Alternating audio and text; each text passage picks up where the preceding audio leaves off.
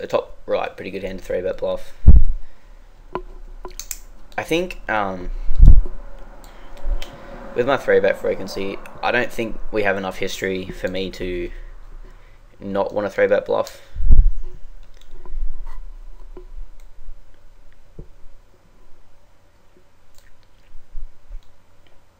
So again, pretty good check back spot on the bottom left. I'm going to be able to call turns a lot, and he's going to check raise this flop and put me in tough spots too much to want to c-bet. Top right and top left. Top right, I 4-bet shove because it seems like he's 3-betting.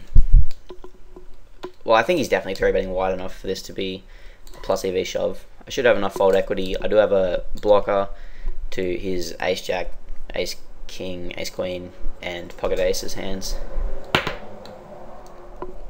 Pretty standard turn call on the bottom left. So he makes a very small 4-bet on the top left. I think, obviously I'm shoving this hand. I do think he has a pretty strong range here though. I don't think I can fold nines, but I think he probably has me beat a lot of the time. But I do definitely think that he's capable of 4-bet bluffing as well. I can't remember what he shows down in the top left. I think it might have been ace king or something, ace jack. Yeah, he 4-bets not only with ace jack here at 36 big blinds, which I think he should only do that if he's planning on 4-bet bluffing a lot, or if he thinks that I'm going to 5-bet ship light, which I think is probably not very likely given his sizing. So I think that he's most likely doing that because he wants to 4-bet bluff a decent amount of these stacks. So on the bottom left, interesting spot. He bets twice. I think I'm somewhat perceived to have an ace here, and I think he also expects me to call down light, just because of our previous history. I've made some light call downs against him, haven't really seemed too likely to fold, and I have been capable of showing up with some strange value hands in spots, so I think he's probably not likely to bluff here too much, so I'm fine with my fold.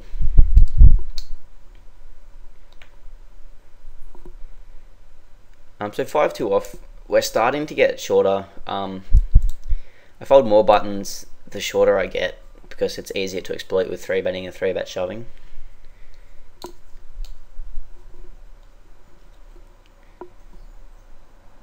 But I opened 5-2 off there at 40 bigs, which I think is okay. I don't think he's going to be 3-betting or 3-bet shoving a lot at 40 big blind stacks, but once you get under 30 or so, I think you can't get away with opening really wide. So this hand is interesting on the bottom left. So he checks back the flop. I bet the turn. I think he's probably not delay c-betting here very much. I think he can have some 5x and queen x hands that are going to call the turn and middling pocket pairs.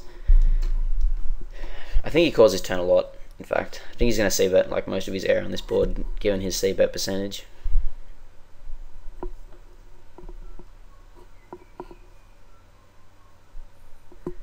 Top left, I think ace-8 is probably too strong of a hand to 4-bet as a bluff, and I think it's going to play just fine as a call.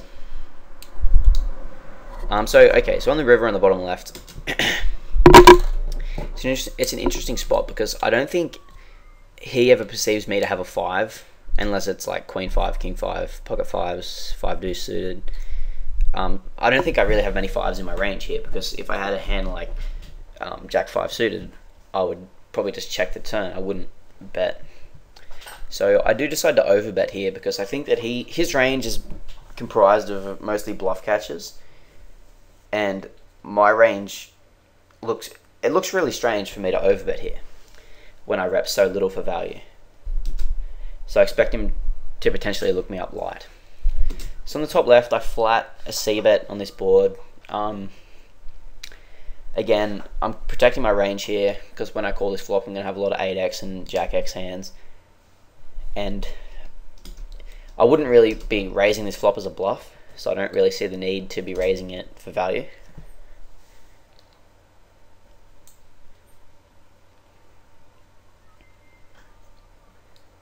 So I make a pretty big overbet here, it seems.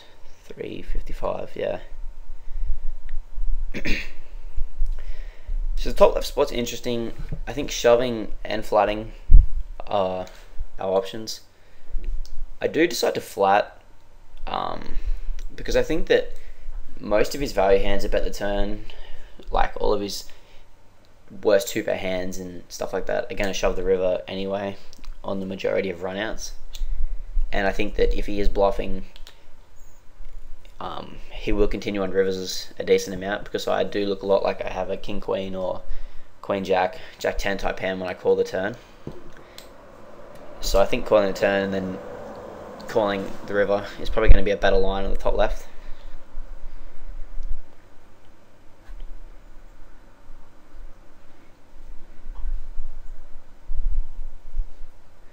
So the top right spot is interesting. So I think this is a spot where I would 3-bet bluff a decent amount on the jack 3-2 flop when he check raises, because he's check raising a lot of air. And I think that if I flat, he's probably not going to barrel off too wide. I think he's going to just think I have a jack a lot of the time, or I have some showdown value that I'm not looking to fold. So I think my range plays better here with a 3-bet with both my air hands and my value hands. And also and as I mentioned before, I've seen him on a 10-5-2 two-tone flop. He check raised ace-2 and then 4-bet shoved against my non-all-in 3-bet. So that's why I like 3-betting here on the top right.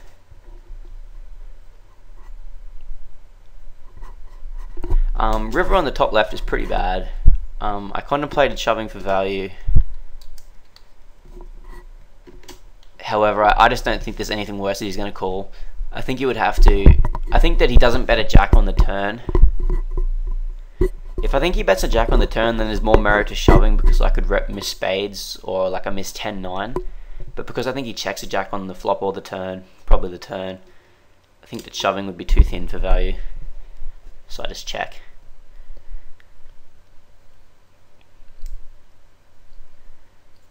So I think on the top right, if he check raised with a flush draw, I think he would shove against my 3-bet basically always.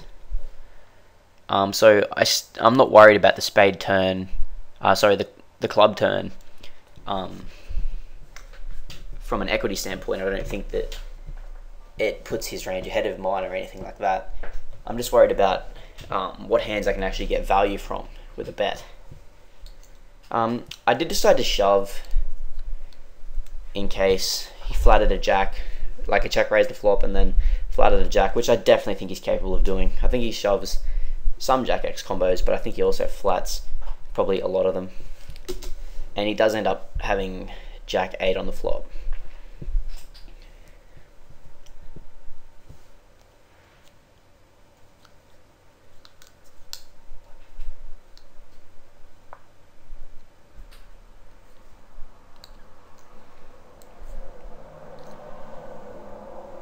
So I check call on the bottom left. It's kind of the same spot as where I check called with the jack 9 hand on a low paired board earlier, 5-4-4. I'm check raising this again, protecting my ranges. Planning. I think he will barrel, overcard a lot, and also because I was planning on check raising turns as a bluff with the trips. I mean, with the air hand earlier. Sometimes I think it's nice to actually have the value hands in your range as well when playing against good players.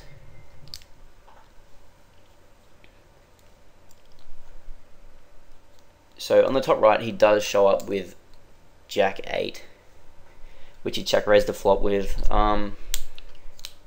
He check raises a lot wider for value than I do. So on the bottom left, I decided to go for river check raise. And the reason I decided to go for river check raise is that I didn't think much would call me that I beat, because I rep the ace when I lead the river very well when I check call the flop. And I think a check raise does look really weird. And if he hit a hand like 5-4, he's obviously going to pay off a check raise, probably even 3-bet check raise. But I don't think that's good actually. I think that I need to be leading the river because all of my overcard floats want to be leading this river as a bluff. So I think my range plays better overall to lead with both my value and my bluffs in this spot, because this is a spot where I'm going to be bluffing like all of my overcard combos, all of my club combos. Well, not necessarily all of them, but I'm going to be bluffing this spot a lot, so I want to be betting my value hands as well for balance.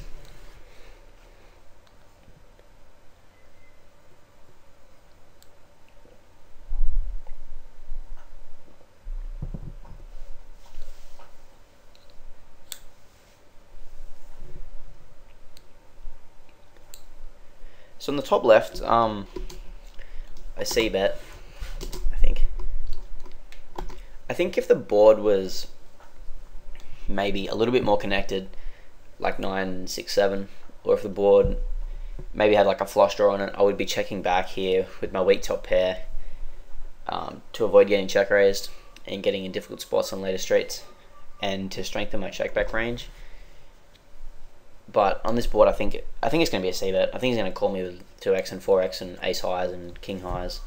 There's too much value in betting in this spot, I think. So I do get my river check raise in on the bottom left.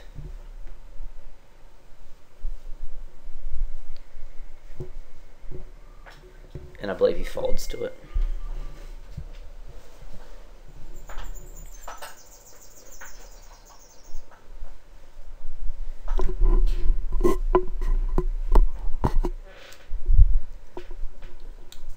So I barrel this turn on the top left. Even he will have some king combos, and he might have the occasional better 9, although I don't really think he has many better 9s than me, because I think he check raises basically all of them on the flop.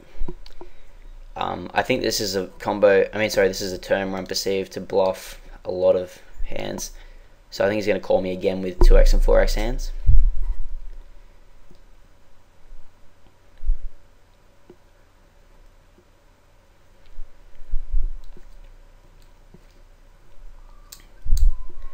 So on the bottom left I get check raised. I decide to shove because I think it does rep a draw very well to shove over his check raise here. It's a pretty big overbet, shoving for 1200. And I think that if he ever check raises a jack, he's not going to fold. And if he check raises a strong draw, and also I think that this is the best way. If he is making one of those weird check raises with a middle pair type hand, I think that this is probably the best way to get max value against those hands.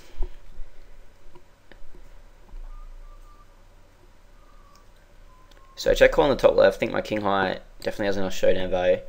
So the turn is interesting. I think again, what I did plan on the turn here without recognizing the stack sizes well enough was I planned to check call and then look to check raise some rivers. And I would also play Queen X that way, or like pocket 2s if I flatted that pre. I do think my turn call is actually not bad though, because I think he's going to be bluffing on this turn a decent amount. I have a lot of ace highs, a lot of king highs, and he has a lot of turn straight draws as well as flop flush draws, which I think he bets and probably doesn't continue for 3 streets. And I did intend on check raising probably non-diamond rivers if the stacks were deeper. I didn't really realize that the stacks were as short as they were. So top right, I check call the flop and check call the turn, looking to just get barreled and look to call down.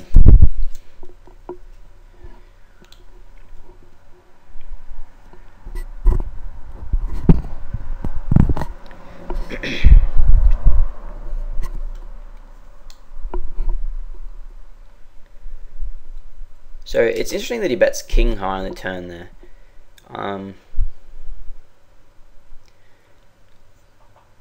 I do look forward to seeing his video and seeing his thought process on a lot of these hands. I'm not 100% sure on why he bet the turn there. His hand does... I think he was bluffing to try and fold ace high and bet a king highs, or maybe a 2x hand. Although his equity is not that great. I don't think he was betting for value, even though I would actually call with probably my Jack 10, Queen Jack. If I floated Jack 10, I'd probably call with that, and also my diamond combos. So I think he actually does get some value there, and maybe it's like a merge bet where he actually does get called by worse but fold better.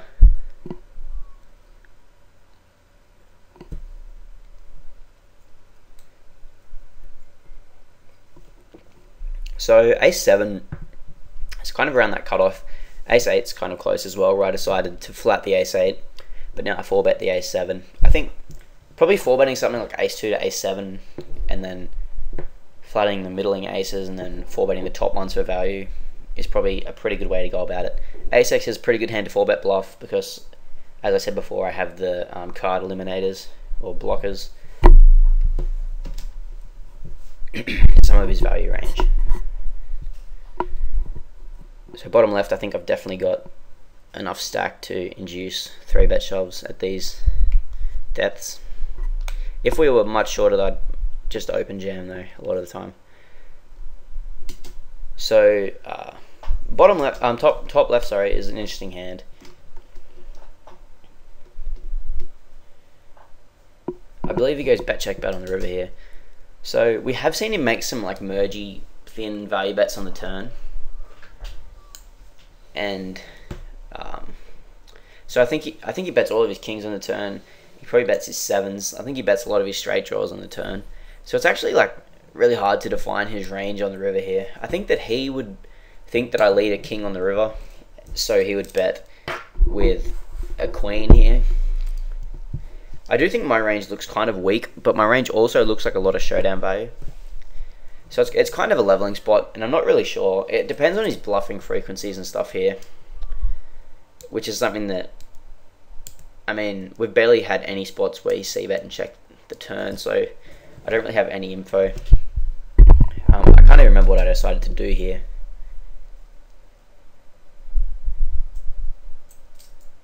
I think I'm fairly close to the top of my range here. I would have some 7s, but I would lead a king on the river, I think. And if I had a queen, I'd lead that on the river. Not really sure how I could have a queen without having 2 pair. Queen Jack, I guess I could float on the flop or something.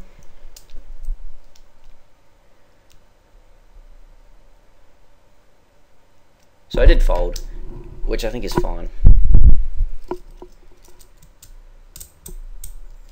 without having more info on his bluffing frequency.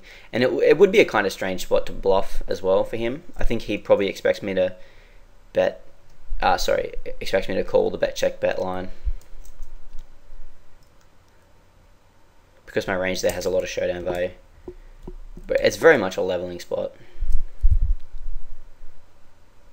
So bottom left could think about 3-bet shoving, but I think he's going to be min-raise calling really wide there, and probably not opening super wide.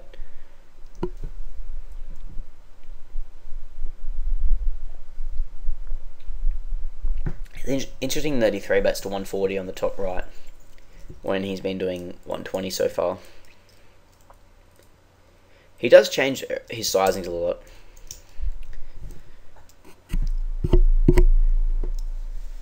So bottom left, pretty standard min-raise call if I think he's capable of 3-bet shoving wider than he calls an open jam, which I'm obviously very sure that he is.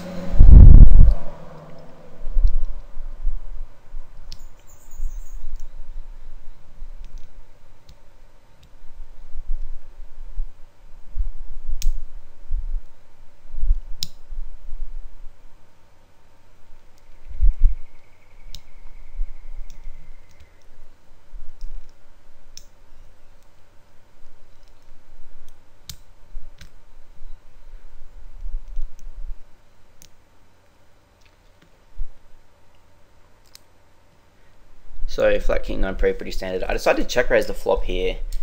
I do think I need some value combos in my range for check raising. I also think if I did check raise a bluff hand, I would continue on diamonds a lot. So it is nice to also have the diamonds in my check raise range. Although I would be a lot of my check raise bluffs would actually be backdoor flush draw hands. But it's good to have some combos in my check raise range here. Some value combos, sorry.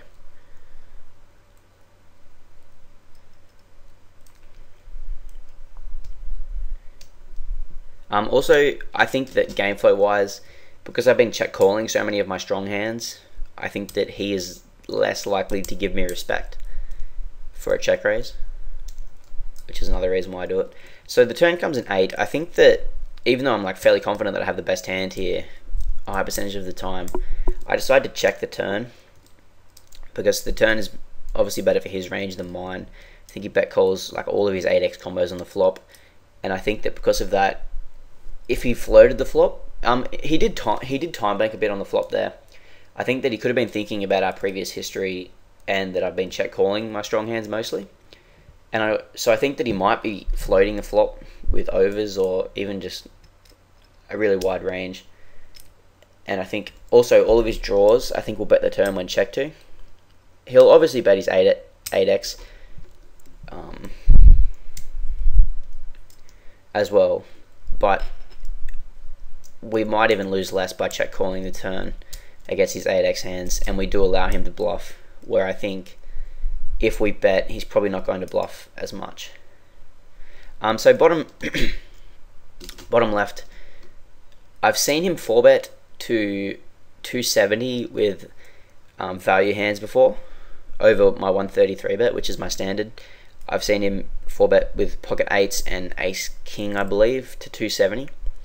And I think because it seems like he's using exploitative sizes, I think that he's betting bigger for more fold equity here. So I pretty much snap shove and he folds quickly, so I think my read was right there. So I think on the top right, I think that he could put me on a lot of like 10-7 type hands that check raise the flop, or 6-7 hands that check call and then that check raise and then check call the turn. So I think on this river, because I don't rep a 9 very well or an 8, I think I should check again and just hope that he bluffs.